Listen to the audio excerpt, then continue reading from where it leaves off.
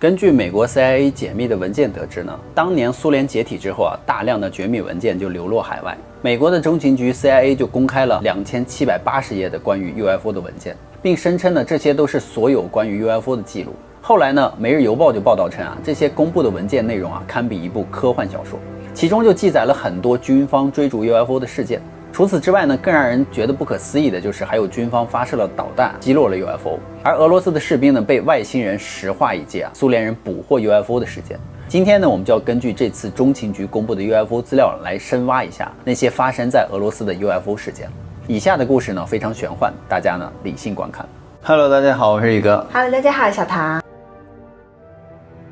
格林沃尔德呢是一个对 UFO 神秘事件十分痴迷的男子。他从10几岁开始呢，就积极地研究 UFO 相关事件。据他所说呢，这些 CIA 文件的档案格式呢过于老旧，难以解析和判读，是 CIA 故意让人难以看懂这些文件。这给想要研究 UFO 的人呢，就增添了不少的麻烦。在过去的20年里呢，基于美国的信息自由法呢，格林沃尔德呢就提交了数份申请才了解到了大量的解密文件。先来说一说美杜莎石化事件，这是1993年3月份的建党报告中而提到的。一些来自于苏联情报机构克格勃的档案呢，在1991年呢被移往了海外，主要是收录在了美国的中情局 CIA 当中。这份文件就记录了外星人在西伯利亚对该国的军事单位发动了一次攻击。文件里不仅有大量的照片和图画呢，还有亲身经历该事件的士兵的证词。那是在1987年的事件了。一天的早晨呢，在西伯利亚的一支对空导弹部队呢正在进行日常的演习。他们当时探测到了一架低飞的 UFO。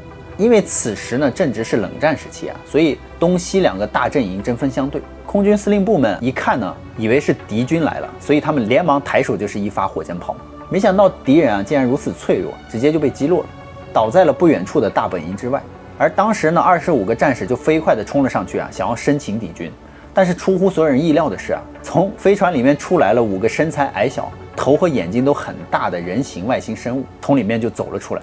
根据2位当事人的说法呢，那5个外星人呢突然合体就化成一个圆球，而这些小东西就当时瞬间包裹了起来，然后就开始迅速的旋转。眨眼之间呢，这些小东西就化作了一团白光，然后轰的一声爆炸开来，化作了一团刺目的强光。最后呢，这些小东西就消失在了强光之中。这道光呢就如同死亡射线一般面对着他们的23个人顿时就僵在了原地，瞬间变成了一座座雕像。待到众人靠近之后他们才发现原来这些人都被石化了，只有2个躲在暗处的人没有受伤。受光芒影响较小的战士呢，就目睹了整个过程，惊恐的不知道如何是好。在克格勃的报告中还提到了，后来这些被石化的23名士兵的遗体呢，就被秘密的送往了莫斯科进行研究。而俄罗斯的专家分析后就发现这些被石化的士兵的分子结构完全被改变了。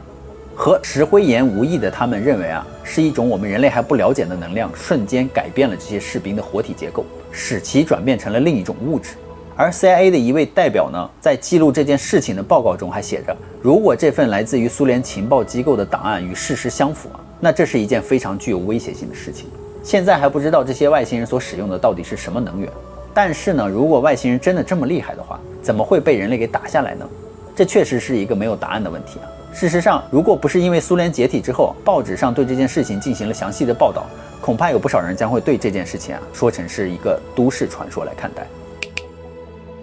还有另一份尾号是7569的解密文件呢，它最引人注目的事件就是在1986年呢，滨海边境的地区达尔诺戈尔斯克市呢，人们惊奇的就看到一个圆滚滚的东西正在地面平行移动着。数分钟之后呢，这架飞机突然转向，约以70度角，每秒15米的速度俯冲而下，撞到了城市中的一座石灰岩山上。当时就发生了爆炸，燃烧了起来，烈火熊熊燃烧了1个小时。数日之后呢，科学博士瓦列里·德伍日尔尼呢就带领了一支调查队抵达了达尔城，与当地的空中异常现象委员会呢共同调查了飞碟坠毁事件。科学家们呢已经找到了大量的残骸，包括飞行器的残骸、铅球和铁球、罕见的钢铁合金以及玻璃碎片，还有一具被他们称之为人造身体的半人躯体。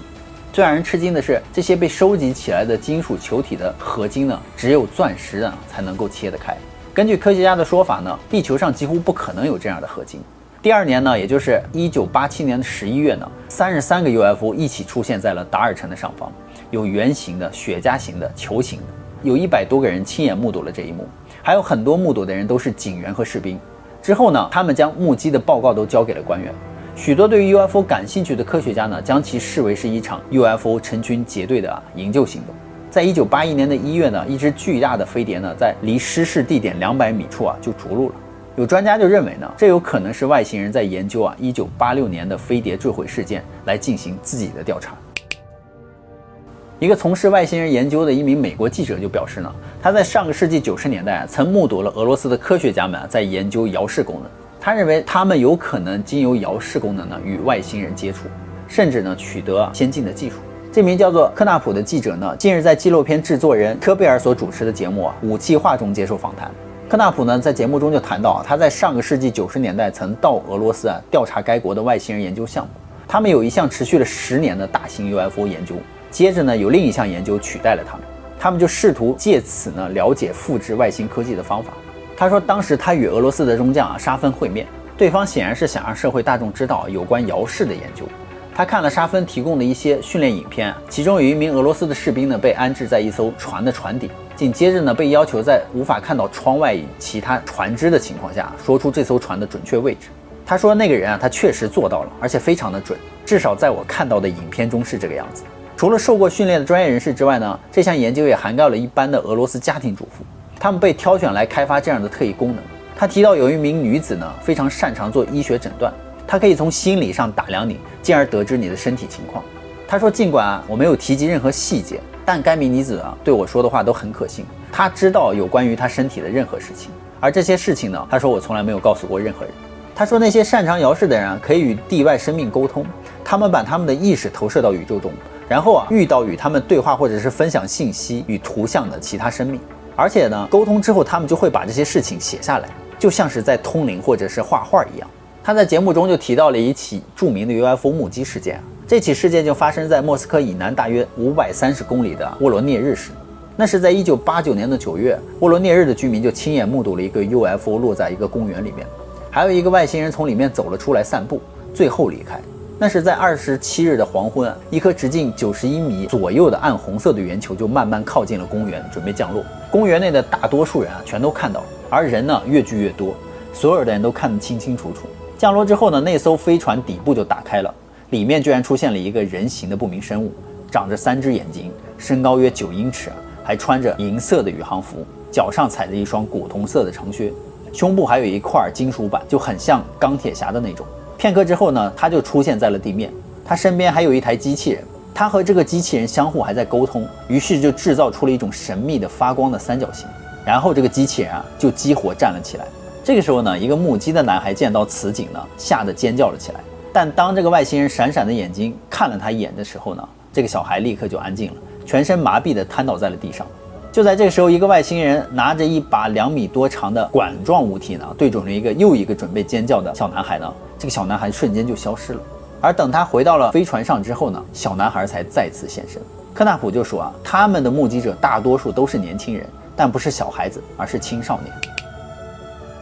其实外星人造访地球可不是为了演戏。在神秘而美丽的布尔姆地区呢，曾经就发生过一次飞碟大战。当时苏联的 NTV 呢，也将此事拍摄成了一部纪录片，名为《布尔姆区的神秘 UFO 大战》。这是1989年9月的事情了。当天呢，本地的港口就发生了断电事故，所有的装卸工人都在原地休息。就在这个时候呢，6只奇形怪状的飞行物体就出现在了空中，每一只呢都有20多米宽，外形呢就是一朵黑色的较短的蘑菇。它们一会儿出现，居然开始了特技飞行，上下翻腾。当时所有的人都饶有兴致的就看着，但再看一会儿呢，却是发现了这个6只飞碟在追逐着一个金色的飞碟，而这些灰蘑菇呢，不断的喷射出一道道青白色的光束，如同夏日夜晚的那种灼热的闪电，轰击在了这个金色的圆盘之上。